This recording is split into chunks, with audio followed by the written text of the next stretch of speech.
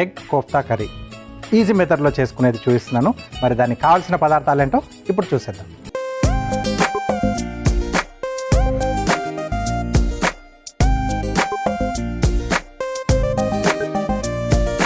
Okay, so egg kofta కర్రీకి కావాల్సిన పదార్థాలన్నీ ఇక్కడ సిద్ధంగా ఉన్నాయి. సో ముందుగా మనం కోఫ్తాలు చేసుకుందాం.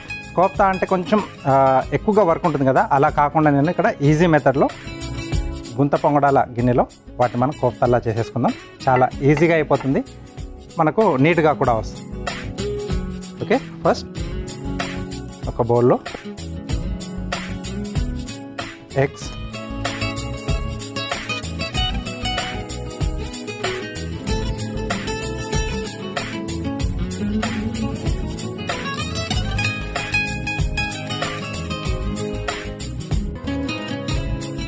ఓకే, సో వీటిని బాగా బీట్ చేసుకోవాలి. సో ఇలాగా ఇక్కడ మనం ప్యాన్ కూడా వేడి చేసుకుందాం.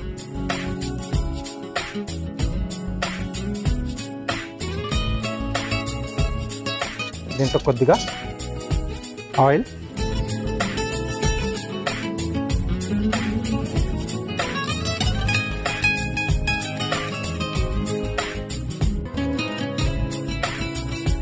ఓకే, సో ఇవి బాగా వేగడానికి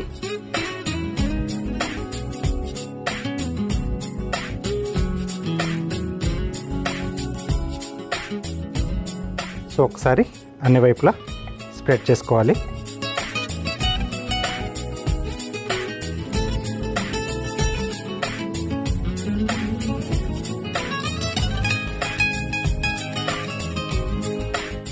నెక్స్ట్ ఇప్పుడు దీంట్లో కొద్దిగా చిల్లీ ఫ్లేక్స్,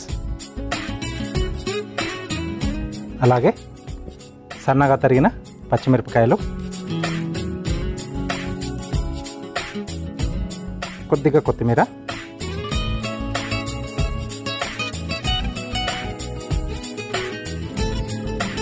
కొద్దిగా సన్నగా తరిగిన ఉల్లిపాయ ముక్కలు,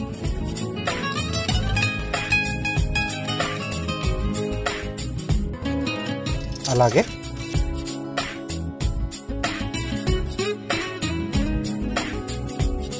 రుచికి సరిపడా ఉప్పు,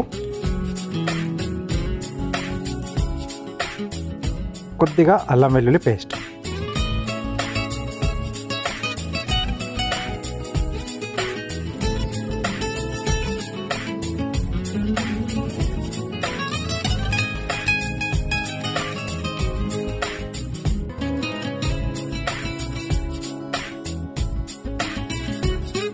ఓకే. సో వీటిని మనం స్పూన్తో ఒక్కొక్క దాంట్లో కొద్ది కొద్దిగా వేసేసుకోవాలి.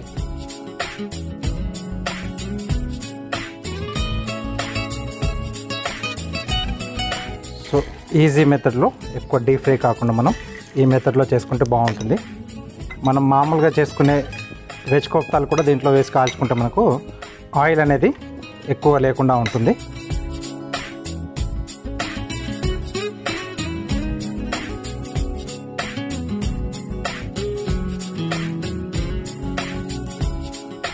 సో ఇవి మనకు మెల్లిగా వేగుతూ ఉంటాయి.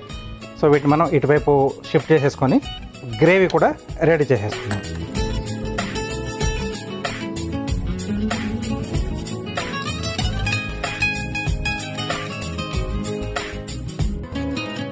ఓకే, మరీ ఎక్కువ ఫ్లేమ్ పెట్టకుండా వీటిని మనం ఈ కోఫ్తాలని కొంచెం చిన్న మంట పైన పెడితే అవి నీట్గా లోపల వరకు కూడా బాగా మగ్గుతుంది. ఒకవైపు బాగా వేగిన తర్వాత టర్న్ చేసేసుకొని రెండో వైపు కూడా కాల్చుకుంటే మనకు ఎగ్ కోఫ్తాస్ మనకు రెడీ అయిపోతాయి.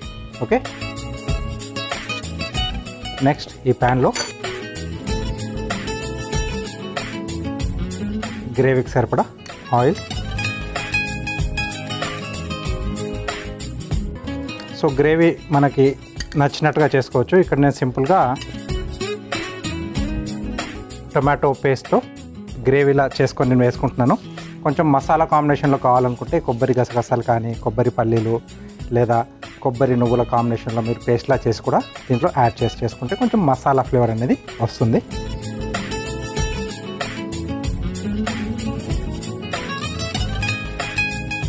నూనె కొంచెం వేడైన తర్వాత ఉల్లిపాయ ముక్కలు,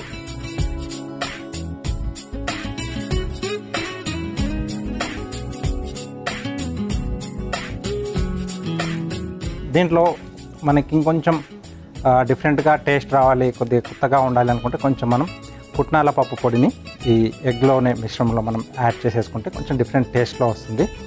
లేదా శనగపిండిని కూడా యాడ్ చేసేసుకోవచ్చు. సో అలా కూడా మనం చేసుకోవచ్చు. అంటే కొంచెం మనకు క్వాంటిటీ కూడా ఎక్కువ పెరగాలనుకున్నప్పుడు ఆ రకంగా కూడా మనం చేసుకోవచ్చు.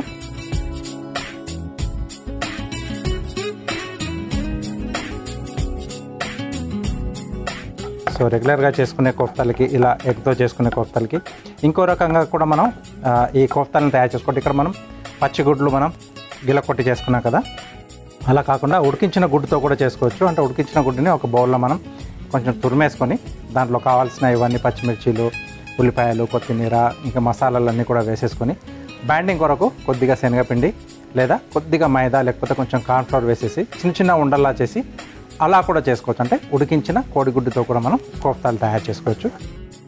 ఒకసారి ఇది ఒకసారి అలా చేసుకుంటే కొంచెం ఆ డిష్ అనేది కూడా కొద్దిగా మనకు డిఫరెంట్గా ఉంటుంది.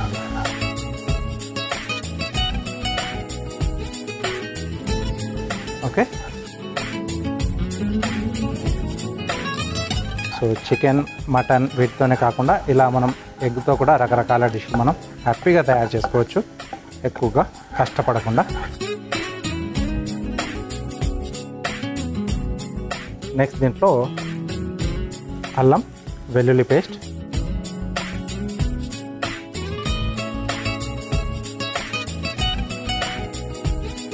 ఓకే. సో ఇది కూడా కొంచెం మనకు పచ్చి వాసన అనేది పోయేంత వరకు వేయించుకోవాలి. సో ఉల్లిపాయలు మనకు బ్రౌన్ కలర్లో రానక్కర్లేదు. కొంచెం మనం మసాలా టైప్లో ఏదైనా చేసుకున్నప్పుడు అవి కొంచెం గోల్డెన్ బ్రౌన్ వచ్చేంత వరకు కొద్దిగా వేయించుకుంటే అప్పుడు ఆ టేస్ట్ అనేది డిఫరెంట్గా ఉంటుంది. ఇక్కడ కొద్దిగా మనకు పచ్చి వాసన పోతే చాలు. కొంచెం గ్రేవీలా మనకు ఎక్కువగా రావడానికి నేను ఈ మెథడ్లో చేస్తున్నాను. ఓకే, సో వీలైతే అల్లం వెల్లుల్లి పేస్ట్ కూడా కొద్దిగా ఫ్రెష్గా చేసుకుంటే బాగుంటుంది. మనం చేసుకునే కొద్దిగా పండుగలప్పుడు అప్పటికప్పుడు కొద్దిగా మనం గ్రైండ్ చేసేసుకొని కొంచెం కొంచెం క్వాంటిటీలో సూపర్గా ఉంటుంది అనమాట, ఏ డిష్లో మీరు వేసుకున్నది.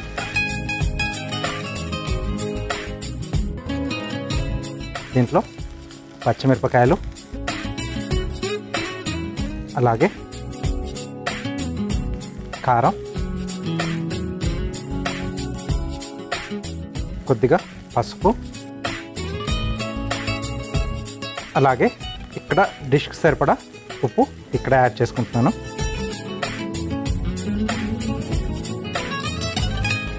కొంచెం వాటర్ యాడ్ చేస్తున్నాను ఇక్కడ నేను, ఎందుకంటే మనకు కారం, పసుపు అనేది అడుగు పట్టకుండా.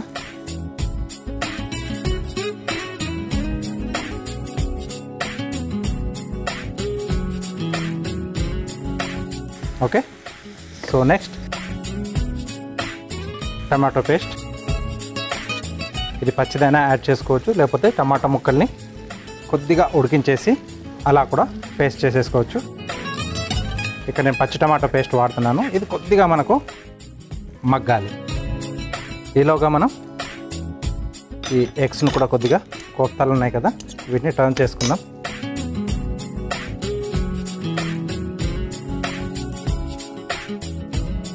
సో నాన్ స్టిక్ ఉంటే మనకు కొంచెం ఆయిల్ అనేది తక్కువగా పడుతుంది అనమాట, అదొకటి చూసుకోవాలి.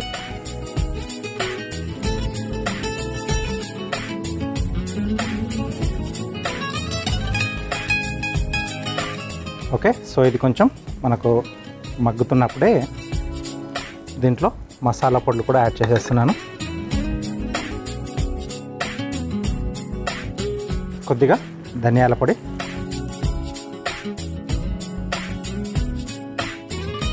అలాగే కొద్దిగా జీలకర్ర పొడి.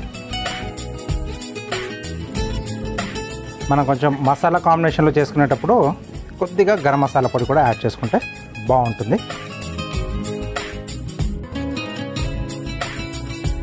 ఓకే, గ్రేవీని మసాలా టైప్లో కాకుండా ఇలా టమాటో లేదా టమాటో ఉల్లిపాయ పేస్ట్, లేకపోతే ఉల్లిపాయల్లోనే మనం కొద్దిగా 2 పచ్చిమిరపకాయలు, కొద్దిగా అల్లం, అలాగే ఒక 5-6 వెల్లుల్లి రెబ్బలు వేసేసి పేస్ట్ చేసుకొని అది కూడా యాడ్ చేసుకున్న కొంచెం డిఫరెంట్గా వస్తుంది. డిఫరెంట్గా మనం గ్రేవీలు రెడీ చేసుకుంటుంటే ఆ డిష్ టేస్ట్ అనేది టోటల్గా మారిపోతూ ఉంటుంది. సో దీంట్లో కావాల్స్తే మనం జీడిపప్పు పేస్ట్ కూడా వేసేసి కొంచెం రిచ్గా చేసుకోవచ్చు. ఇక్కడ నేను కొంచెం ఫ్రెష్ క్రీమ్ వేస్తున్నాను. ఓకే, సో ఇక్కడ మనకు కోఫ్తాలు రెడీ అయిపోయి స్టవ్ ఆఫ్ చేస్తున్నాను నేను. సో ఆ వేడిగా ఇంకొంచెం లోపల వరకు బాగా మగ్గిపోతాయి. ఓకే, సో ఆయిల్ కూడా రిలీజ్ అవుతుంది. ఈ స్టేజ్లో మనం ఫ్రెష్ క్రీమ్ యాడ్ చేసుకుందాం.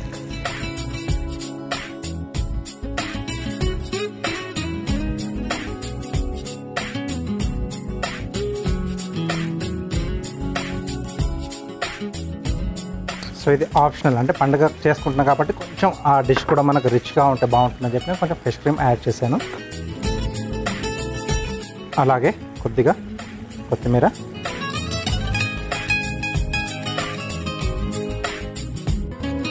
చూడండి టెక్స్చర్ అలాగే కలర్ కూడా కొంచెం మారిపోతుంది మనం ఈ క్రీమ్ లాంటిది యాడ్ చేస్తే. సో మీకు కావాల్స్తే కొంచెం మనం బటర్ మసాలా గ్రేవీ చేసుకుంటాం కదా, ఉల్లిపాయలు, టమాటోలు, అల్లం, వెల్లుల్లి, పచ్చిమిర్చి, జీడిపప్పు అలా కూడా మనం ట్రై చేసుకోవచ్చు ఆ గ్రేవీలో కూడా. ఓకే, సో ఇక్కడ కొద్దిగా వాటర్ యాడ్ చేస్తున్నాను కొంచెం లైట్గా. కోఫ్తాలే మనం దీంట్లో యాడ్ చేసిన తర్వాత అవి కూడా కొద్దిగా మనకు ఆ గ్రేవీని అంతా కూడా పీల్ చేసుకుంటాయి. అప్పుడు ఇది కొంచెం గట్టి పడుతుంది కాబట్టి కొద్దిగా లూజ్గానే చేసుకుంటాం మనం. అవి వేసిన తర్వాత అవి పీల్చుకున్నాక కూడా మనకు గ్రేవీలా ఉంటుంది అన్నంలో కానీ లేదా రోటీలో కానీ కలుపుకోవడానికి. ఓకే, రెడీ అయిపోయింది.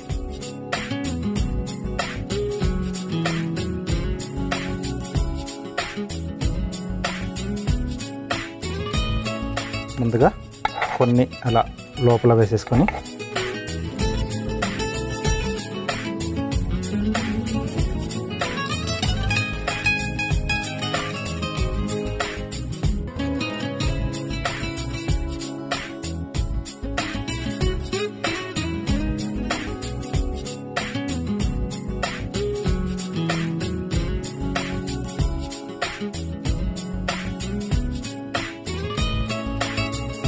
ఓకే, కొద్దిగా కొత్తిమీర,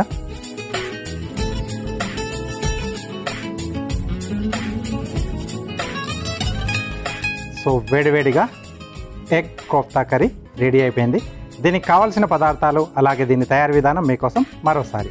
ఎగ్ కోఫ్తా కర్రీ తయారు చేసుకోవడానికి కావాల్సిన పదార్థాలు: కోడిగుడ్లు 2, తరిగిన ఉల్లిపాయలు 2, తరిగిన పచ్చిమిరపకాయలు 3, అల్లం వెల్లుల్లి పేస్ట్ 1 టేబుల్ స్పూన్, ఉప్పు తగినంత, కారం తగినంత, పసుపు చిటికెడు, జీలకర్ర పొడి 1/2 టీ స్పూన్, ధనియాల పొడి 1/2 teaspoon, fresh cream 1 tablespoon, chilli flakes కొద్దిగా, కొత్తిమీర కొద్దిగా, టమాటో పేస్ట్ 1 కప్పు, నూనె 4 టేబుల్ స్పూన్లు. ఎగ్ కోఫ్తా కర్రీ తయారు చేసే విధానం: ఒక మిక్సింగ్ బౌల్లో కోడిగుడ్లు కొట్టివేసి బాగా కలుపుకోవాలి. ఆ తర్వాత అందులో చిల్లీ ఫ్లేక్స్, తరిగిన పచ్చిమిర్చి, కొత్తిమీర, ఉల్లిపాయ ముక్కలు, సరిపడా ఉప్పు, అల్లం వెల్లుల్లి పేస్ట్ వేసి కలుపుకోవాలి. ఇప్పుడు స్టవ్ ఆన్ చేసి గుంత పొంగనాడ ప్యాన్ లో నూనె పోసి వేడయ్యాక అందులో కలిపి పెట్టుకున్న గుడ్డు మిశ్రమాన్ని గుంత పొంగనాడలా వేసుకుని నూనెతో 2 వైపులా కాల్చుకోవాలి. ఇప్పుడు మరొక స్టవ్ వెలిగించి ప్యాన్ లో నూనె పోసి వేడయ్యాక అందులో ఉల్లిపాయ ముక్కలు, అల్లం వెల్లుల్లి పేస్ట్, పచ్చిమిర్చి, కారం, పసుపు, సరిపడా ఉప్పు వేసి కాస్త నీళ్లు పోసి మగ్గించుకోవాలి. తర్వాత అందులో టమాటో పేస్ట్, ధనియాల పొడి, జీలకర్ర పొడి, ఫ్రెష్ క్రీమ్, కొత్తిమీర వేసి కాస్త నీళ్లు వేసి కలిపి కొద్దిసేపు మగ్గించుకోవాలి. తర్వాత సర్వింగ్ బౌల్ లోకి 2 వైపులా కాల్చుకున్న ఎగ్ కోఫ్తాలను తీసుకొని పైనుండి గ్రేవీ వేసి కొత్తిమీరతో గార్నిష్ చేసి సర్వ్ చేసుకుంటే ఎగ్ కోఫ్తా కర్రీ రెడీ.